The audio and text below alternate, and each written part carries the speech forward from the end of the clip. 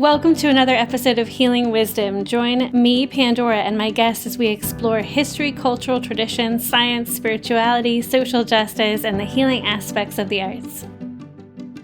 Today, we are speaking with overseas travel guide and holistic coach Jenny Wood, who specializes in acupuncture and 5 elements personal coaching. Welcome, Jenny. Thank you so much for being with us today. Thank you, Pandora. I'm so happy to be here. You just got back from a tour that you led along the Amalfi Coast. Do you want to share first off just a little bit about your trip? Gosh, so it was 19 women, including me, which is a little bit on the bigger side. It's not the biggest one I've ever done, but it was on the bigger side. And I think some of the women were a little taken aback. I had meant to cap it at like 14, but then people kept wanting to come and somebody wanted to bring their friend and then their relative. And so I was just like, I kept asking Spirit, is this good? And Spirit said yes. So we ended up with 19. Honestly, the group was so amazing. After our first Zoom, we always do a Zoom before the trip. Everybody, I was so energized. Everybody was just so kind and excited. And so the group was fabulous. And the Amalfi Coast was amazing. I did this trip because one of my past travelers who had done 2 trips with me before, she had given a request. She wanted to go to the Amalfi Coast, and I had never been. And it's not some place that had called to me. So I needed to do a deep dive, and I did. And I was like, yeah, that Amalfi Coast is going to be great. And so I created the trip, and it was wonderful, beautiful. Like, I also go off season, which is important to me. And so this was before the season, and it was still kind of crowded. So I wonder what the real tourist season would be, June, July, and August up there. But the nature is just spectacular. And there are lemons there, which I didn't know, from, I think, February through October. So there are just lemons everywhere. And one of our experiences, we did a hike on the path of the lemons with a local guide, Giovanna. And she took us to a farmhouse where her friend Desiree and her husband have created this little sanctuary on his land, his family land, for generations. And now they've opened it to tourists, and they cook for them and they give them tours around the garden. And it was so special and so beautiful. And the mountains are just amazing. One day we went up to Ravello, which is high above Amalfi, and just spectacular. And it was sunny every single day. Can you talk about how your background in holistic healing, acupuncture, energy healing, can you talk about how that informs your approach to being a travel guide? That's a great question. I started this travel business. I was in my late 40s and I needed adventure. So I had already been doing acupuncture for maybe 20 years, almost 20 years. My kids were getting a little bit older, and I just needed to get back out in the world. Travel's always something I've done a lot. My father was in the Peace Corps in Ethiopia in the 60s, and my mother went to marry him there. So travel, it's always felt very important to me. And so I wanted to do this. And at first it felt like it was separate from my healing practice. But the more I've done it, I've realized, of course, as we know, travel is so good for your health because you get out of your comfort zone. And something that especially I realized this winter, I did 3 trips, and I realized joy comes from these trips. What I witnessed with the women, actually, one of them was a yoga trip that I partnered with someone else, so there were men there. But what I witnessed in everybody was joy at being on the trip. And in thinking about that, like, joy in Chinese medicine is associated with the heart. And I think in our culture now, we're, especially if you're a woman who's working, if you have children, like, even if you're not working, we're busy. And our culture, there's a lot of negativity in our culture. And I think we tend to get kind of bogged down, perhaps without even thinking about it. Now, this is, of course, a really broad swath. It's a broad statement. But what I've witnessed in my trips is that people feel joy. And so my background as an acupuncturist, acupuncture is so holistic, the body, mind, spirit, and also its connection with the earth and nature. And so for me, my trips are like that as well. They may not be good for the body because it's tiring to travel, but they're so good for the mind and they're so good for the heart, just to open the mind, open the heart. And then that does inform the body, right? So I don't know if that answered your question, but. Oh, it does. Absolutely. And can you talk a little bit about your first statement, which was about going outside of your comfort zone being good? Can you expound on that concept? During COVID, I did a quiz about branding because I was thinking of expanding my business. And so my first brand archetype is explorer. And so since I was a child, I just exploring being on a train, being on a ferry, being on an airplane, going somewhere, a road trip, Walt Whitman's poem, Song of the Open Road. Like that is, oh. So for me, because of the kind of person I am, exploring and traveling just feels so good because it's so expansive. Now, a lot of people aren't like that, right? A lot of people are not explorers. Like some people in my family prefer to stay home. And so it's been so good for them to choose to travel and to get outside their comfort zone. And my husband, for one, I don't think he'd mind me saying it. We went to Morocco last winter and he prepared for that. Like he is a homebody. And that's the difference between us is he's very anchored in the home and I'm the explorer. So we work really well together. And he prepared for that. And it was an amazing trip. And we took our 16-year-old son. It was amazing for getting out of the comfort zone for all of us, eating different foods, being in the different culture. And he loved it. And we cannot wait to go back. So that's just a really personal example about getting out of the comfort zone. So as an acupuncturist, I'm trained in helping chi flow through the body, vital energy flow through the body. When vital energy stagnates, that's when ill health develops. And so staying in the comfort zone all the time, it can be a bit of stagnation. Now, it doesn't have to be. But again, because of the explorer type that I am, I think it's good to get out of the comfort zone.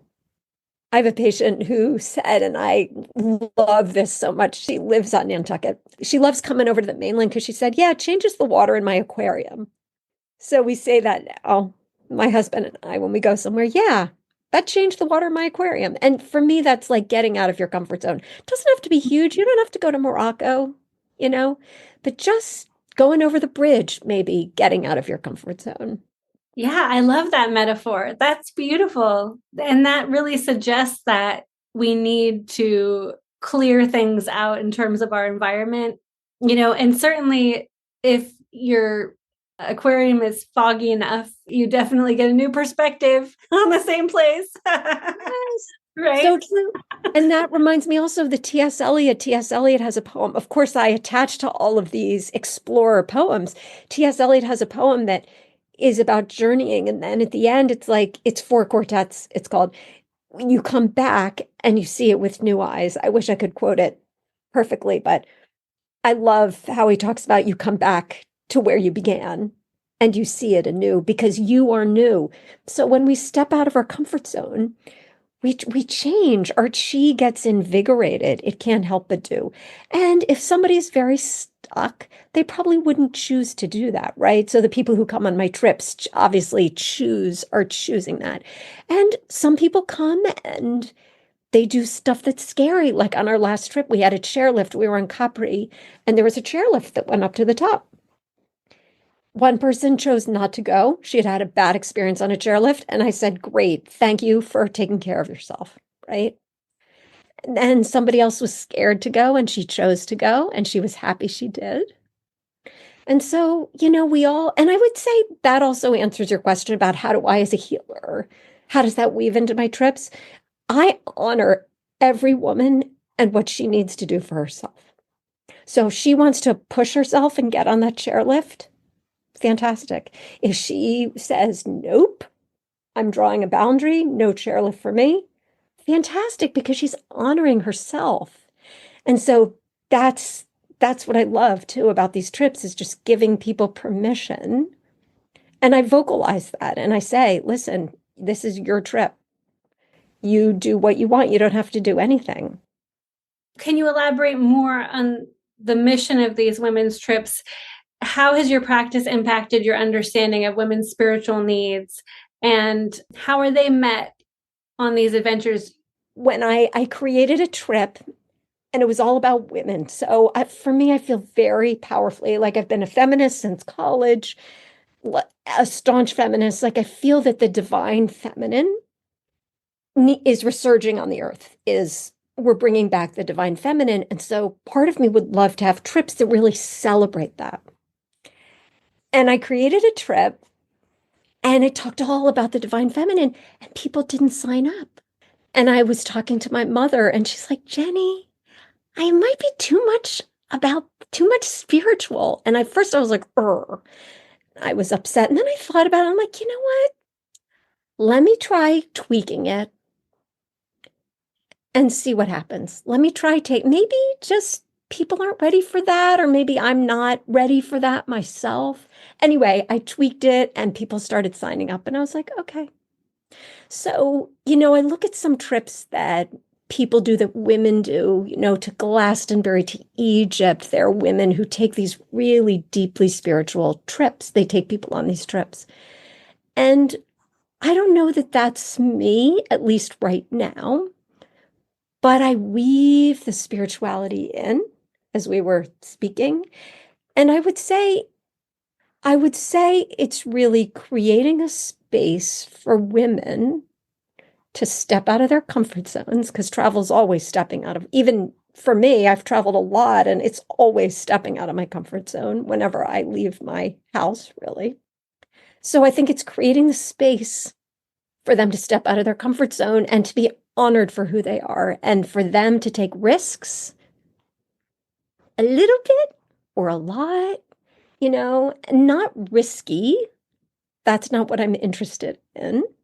But for them to flourish, to flower in a new way. And I believe that being in a different place, especially a beautiful place or an iconic place like London, or Rome, but I prefer to be outside of the cities because I feel like that gives us space to breathe.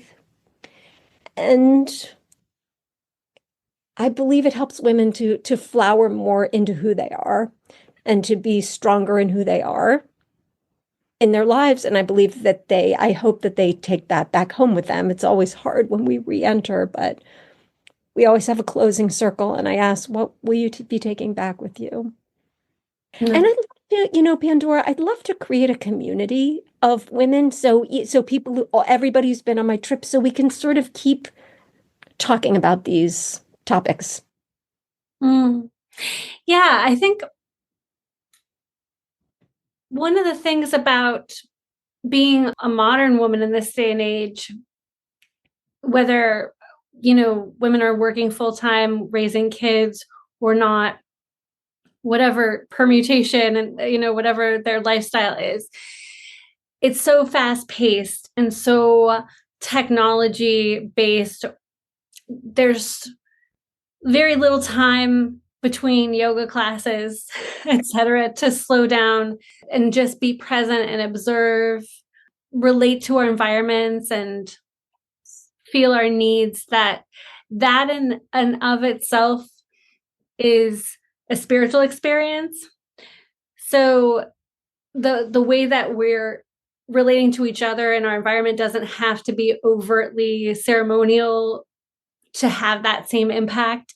We don't have to process it through our brains because we're already working so hard to process things anyway, that we don't necessarily need the language of spirituality or to be fully immersed in that kind of ritualistic ceremonial stuff to have these profound, grounded, moving transformations. Right? I love that. Thank you for articulating that. I think I've been trying to articulate that and you're helping me. Thank you so much, because that rings totally true. 100%. Yeah. Yeah. And I would even go further in saying that when you get a bunch of women who are working towards their realization and actualization and holding space for each other in a respectful way, that it just feels very spiritual when women come together fully present with each other, that is a spiritual experience. It is so true. It is so true. And this is always my experience, is there are women around all the time. I remember somebody telling me years ago when I first started doing this, I think it was a man. He's like, bunch of women, And I was like, what? I love women. And I think it just depends on how I set the tone for the group, how the leader sets the tone. I've always had amazing women who are caring and wonderful, and occasionally a little sticky situation, but it always gets resolved. And just calling women to their highest selves, like wonderful, wonderful women, and to like wake up every day for 8 days and have women around who are just fun and interesting. And like you said, we're present because there's nothing from our lives that is pulling on us except being there. And honestly, I think that's why I travel, is just to see things fresh, to be present. So nice. So nice. And then to be surrounded by all that beauty, whether it's murals or architecture, and to see that dance of the nature and how the topography of a place like the Amalfi Coast, or like in Oaxaca, or in Ireland with your tours in Ireland, or whether it's Morocco, like how people have related to the land and the vestiges of the history and the culture, how they relate to each other. Yeah, and that's super important to me. I've done training in regenerative travel, and it's so important to me to interact with people on the ground, to not stay at Marriott's or Hyatt's or something like that, but to stay at small family-owned, women-owned, if possible, hotels. Just to interact with the people on the ground, seeing people who live in a place with a business, and then having experiences with women out in the culture and just relating to the earth and food, like doing cooking classes or food tours. It's very grounded, as you said, and just very, very nourishing, body, mind, and soul. If you're just joining us now, you're listening to Healing Wisdom on WOMR. I'm Pandora Peoples, and we're speaking with acupuncturist and travel guide Jenny Wood. This and all Healing Wisdom podcasts can be found wherever you get your podcasts. There's been such a process for me as the leader. And I think at first I thought I had to lead. But what I've come to see is that I'm the facilitator, and I set an energetic container for the group. And the way that is best that I have found is when I partner with people who live in the country who can then be our guides, because they know better than anything what is going to be aligned with me. And I work very hard with the people in the country to make sure that it's an experience that feels nourishing, body, mind, and spirit to me for my group. And so I feel like I set that energy. And so I think that the people who are attracted, they just resonate with that energy. Did a really big knitting trip to Ireland in 2019. And even that, it was like 22 people, but people reached across and connected. And I don't know, sometimes we all eat together for most meals, sometimes we don't. I think giving a little more freedom feels good to people with meals. I'm expanding my business now to coaching, and I'm going to be having an intensives called Powerful Woman, because I just think it's so important for women to have spaces to gather and to start to own our power, which is really just connecting with our intuition, being grounded, having boundaries. And so, yeah, the trips are about that. And joy, joy, joy, connection with the people. I mean, everybody on my trips connects with locals. It's really rewarding, I think, when people come back with stories because they've actually been interacting with people on their travels. I think it's vastly more satiating. Yes, and it's interesting because I was also a travel advisor. Well, I'm sort of still a travel advisor, but I was with a luxury travel agency in New York City. And the way luxury travel is going now, really at real luxury hotels, the authentic experiences. And so often at the big hotels, they will have concierges that can set you up with beautiful, authentic experiences. So you don't always have to stay in the small family-owned hotels, you know? Yeah. But I think the traveler, so for me, I am very passionate about whatever your financial level, connecting with local people. And I'm just so happy to see that in the luxury travel market, that's what a lot of people are wanting and paying for, which then helps the economies of these places. And it just, tourism is a huge industry throughout the world. And finally, I'd mentioned that you'd done travels to Ireland, and I noticed that disproportionately there are more trips that you've taken to Ireland. So I would love for you to speak to the significance of Ireland for you and for those who have went on your tours. It's funny because today at my acupuncture practice, I saw one of the travelers who went on the knitting trip with me to Ireland in 2019, and we were talking about it. And she was saying, yeah, I'd like to go back to the South. I was like, I take requests. In fact, I love requests. So my first trip was to England.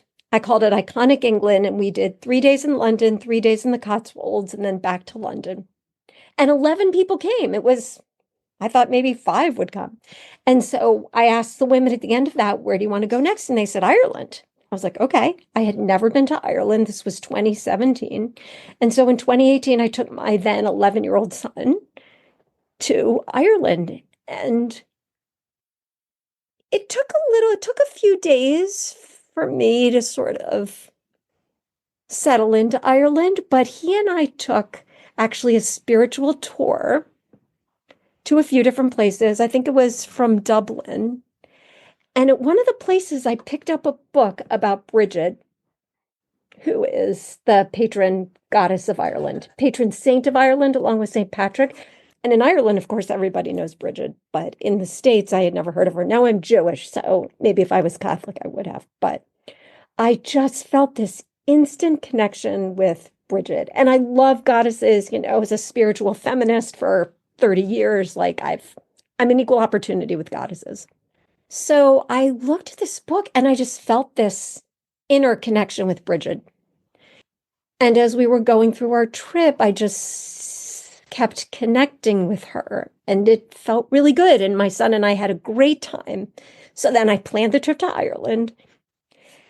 And then I partnered with a local knitting shop. And then we did another trip to Ireland. So I did 2 trips in one year. That was 2019. I had another trip planned for 2020 that we had to cancel. But during COVID, I found myself longing for Ireland. And I didn't know why, but it was the truth. And so I think I've done 2 or 3 more, probably because I feel very, very comfortable there and I know the country now. And I've been in Northern Ireland with my family as well. And I've seen a lot of the country, not all of it by any stretch, but it feels like an easy trip and just so nourishing. I hadn't been there for a while, but I just flew through Dublin a few weeks ago and I was like, oh, I could come again. If anyone is interested in a trip, I do take requests and I have a mailing list if people want to go to jennywoodwellness.com and sign up for it. And you'll hear about future trips that I'm doing. And yeah, anyone who is interested in this, I want to meet you because I'm building my community of wonderful women. Totally. Yeah. And I think that there is a huge contingent of people who just adore Ireland. And I think it makes so much sense, for women to be doing this together. And I think that it's so important too for this time. I think that women regenerating with women helps to heal all of the pain that we can't really necessarily let ourselves feel just collectively with the assaults to bodily autonomy and all of the disrespect that this administration in both incarnations has showed women. It's so much the medicine that needs to happen now because Yes. women need to remember that real basic respect for each other and that Yeah. community building. But I do feel like that women are really leaders in that way. Yes. Women are really good at taking in everybody and multitasking and making sure everybody's all right. And then when you have in any group of women, most of the women are that nurturing archetype. Then you have like this very palpable, Delicious. very, very rich sense of maternal love, essentially, that's just very regenerating. I love that. I love how you're articulating everything that I just have trouble articulating. But yes, 1,000 times yes. And I think that's what feels so good to me. Yeah. It Yeah. really, I've heard people, I don't know if you've ever experienced this, but like women talking about each other and stabbing each other in the back, like that has never been my experience. But I think a lot of women, that is their experience. Oh So, yeah. And I'm sure as an acupuncturist, because I hear stories, working with people, and it's amazing how many women come and they're like, I don't trust anybody, or like, I only have a couple of friends and I don't want to talk to anybody else. I mean, there's just so many things. I'm sure over the years you've heard like lots of stuff, right? not so much though, because they don't tend to come to me. I don't know Okay. why, but Yeah. I know that happens Right. because I'd be so shocked. I just like what? Yeah, I This, mean, I think a lot of women don't even know that that feeling is accessible. They don't know what it's like. And I think sometimes when women are in a ceremony together, it's almost too much because it's so different and new. So for them to feel that connectivity in a context where they can easily apply it to their real, like their everyday lives, like I need to go out with my girlfriends more, whatever it is. Or, exactly. hey, why don't we invite Exactly. your other friends that I don't know so we can be a big group? Exactly. You know, Exactly. there's I like know. it's And that that really helps me too, because I'm like, why am I not doing ceremonies? But it just doesn't feel right. And I think you're right, because if you go and you're immersed in a week-long ceremony, how are you going to come back to your life? Like it's hard, right? also because the world is just such a challenging place, people are really seeking things that seem simplified and seem things that seem really grounded Easy. and Yeah, practical and easy and love don't that. require much Yeah, bandwidth. preparation or thought at bandwidth. Love And they that. don't want to have unrealistic expectations of themselves. Like they don't want to set the bar too high because then it seems like Yep. work, even Yep. something spiritual. So Love it's that. so yeah. So I think that keeping it really simple, like you're talking about, is Yep. just makes so much sense. I mean, I've definitely like with the rituals and things that I invite people to, I've been over the years, I've been like trying to streamline everything to make it really basic just because I think it's partly where we are and I think it's also what people need. And I think that the weight that people are feeling, Yep. like whether they're conscious of it or not, like when Yep. We're so it's overloaded. massive. And so it's such a big deal for women to take time to just be together. Yep. Exactly. Simple, simple. Awesome. Well, thank you so much, Jenny Wood, for joining us today on Healing Wisdom. Thank you, Pandora. It's been great. You've been listening to Healing Wisdom. You can find this episode and others like it on womar.org, healingwisdomradioshow.com, and wherever you get your podcasts.